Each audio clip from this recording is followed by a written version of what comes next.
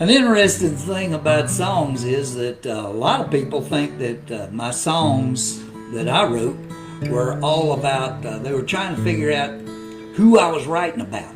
You know, who's that song about? Who's that? Oh, I knew her. That was right about her, right? Well, no, because a lot of times you just plain make it up. It just comes out of here. You know, you're sitting around and you're thinking, that would be cool if such and such happened. Or you hear something, somebody says a line like that one where my roadie was standing out there and he said, you know, maybe it was just the whiskey, or maybe it was that weed we were smoking, but you know, maybe I was just in love with her. You know, and I was, and so I turned that into a song. Maybe it was the whiskey, maybe it was the dope, or maybe it was true love. I don't know. So always good to get that stuff. And anyway, some songs have a very factual basis to them. And one of the songs that I wrote was truly written as factually as I could write it. And it was sort of a song directed at my bosses. And I had always had a pretty rocky relationship with bosses. So I sort of wound up here working for myself. And of course, I do have a bunch of bosses. I got bosses in the federal government.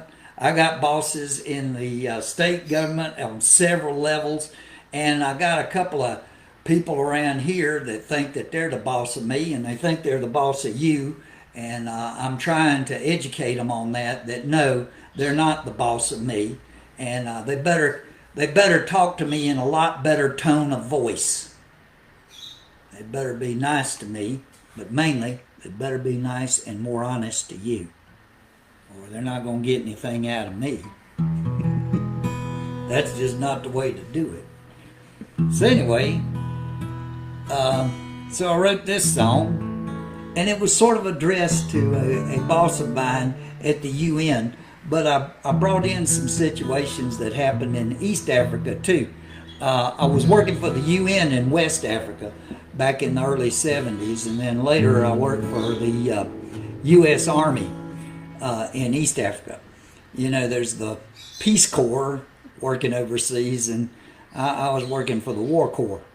But actually, we were doing Peace Corps business, and we did a lot of humanitarian service. Actually, and found out a lot of things to help the local population, push medical and veterinary knowledge ahead quite a bit. We found out some very interesting things and wrote some very significant papers, which are sort of benchmarks, if I may say so.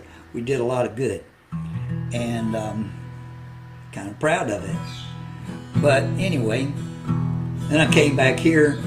I hadn't been able to get a paper published since. But I wrote this song. It was kind of addressed to my boss at the United Nations, whom I really developed a huge respect for. And I really loved the guy in the end. His name was Abdul Kabian. He was from Egypt. But he had become quite the New Yorker by the time I knew him.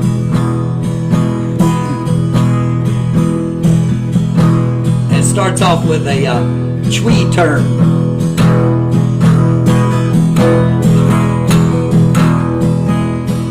I'll go. Say you got the answers and you've seen the world so plain. From the office where you sit in New York City, questions that are asked of you are written in the main by a young man with an AK-47.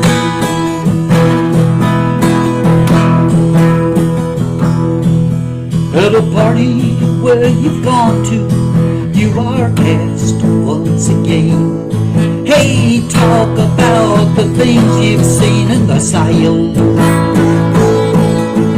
It's been too long, you can't quite get your mind back to the pain. So you just recall the grit under your boot heel. It's a game, it's a game, it's a game.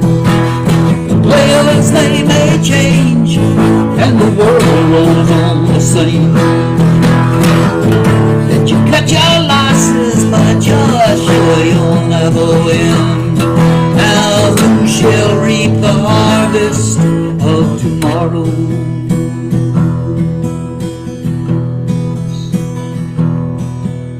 You talk about tomorrow, but you think about today, and you can't recall the lessons of last year.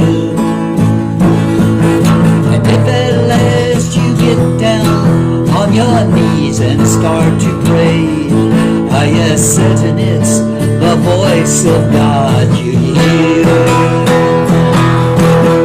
At the Hotel Continental, there's a curry Sunday noon, and you greet your friends and you drink your cold star beer.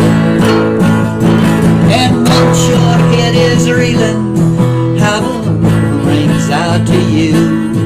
You betrayed the very things you once held dear. It's a game, it's a game, it's a game. And the players, they may change, and the world rolls on the same. And you cut your losses, but you're sure you'll never win. Now who shall reap the harvest of tomorrow?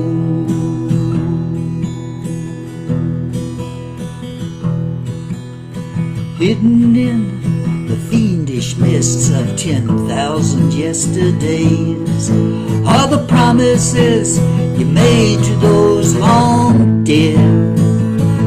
And should your thoughts turn to Kampala in 1970, then you'll go and put a pistol to your head. It's a game, it's a game, it's a game. And the players, they may change, and the world rolls on the same. And you cut your losses, but you're sure you'll never win. Now who shall reap the harvest of tomorrow?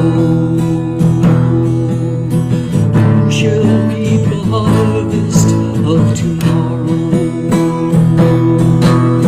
Who shall reap the harvest of tomorrow?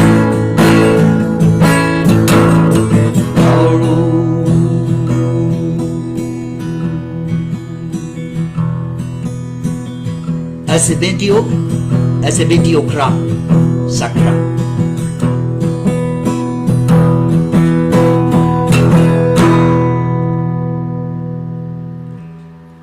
Yeah, that last verse there, I was over at Frank Adley's house. Frank was he was the counsel to the president of Kenya. And Frank and I were entertaining this really sort of, I hate to use the word, but he was a boorish American. I mean, the guy had been some kind of big deal in the embassy in Kampala back in the early 70s, and in the pre-Idi Amin days. And he was going on and on. He was drinking a lot of scotch, and of course this enhanced him considerably. And he was busy telling us about all the cool stuff that he had compelled the United States to do in Kampala. That, you know, they had really made Kampala and Uganda into the pearl of Africa. And he kept going on and on with this rubbish. And of course, none of it was true. It was just total nonsense. And Frank kind of gave me the high side when we ran out of scotch. So Frank and I had to go to the kitchen and look for a bottle of scotch. So we're in the kitchen, and Frank got down close to me, and he says, in his Scottish accent, he says, You know, I should think if I had anything to do with Kampala in 1970, I'd just go put a pistol to my head. Which, because this was like 1979, and by 1979, Kampala was pretty much a basket case. It was horrible, and it did descend into. It was one of the killing fields, and I was there, and I can tell you that Uganda suffered horribly, both under Idi Amin and after Amin left and left the place in total chaos. And it was, for a while there, it was totally lawless. There was no controlling authority. There was nothing, and they have recovered considerably. And nowadays Uganda is reaching back to where it was. And I hope that someday Kampala does become once again the Pearl of Africa, as it used to be called. And what an absolutely beautiful place. And I hope that they do something to, maybe not on the same scale, but on a smaller part of it, recreate Queen Victoria Park, or Queenie Park. It was one of the best wildlife sanctuaries in the whole of the continent of Africa at one time. But during those chaotic periods, they pretty much wiped out the big game out of Queenie Park. But it's an absolutely beautiful place, and hopefully it will be once again. It's very beautiful country, and beautiful people too. Really enjoy them. So almost everything in that song, which is titled Agency Service, by the way, and I published it as a poem, about 1980, I guess. Published it as a poem called Agency Service, and I'll be darned, about 2 years later, they notified me that I had won an award with it. So it's an award-winning poem. So who knows what might happen next. Anyway, never got any money for it, and poem never went anywhere, and the song never went anywhere, but I hope y'all enjoyed it. I think it's kind of a cool song myself.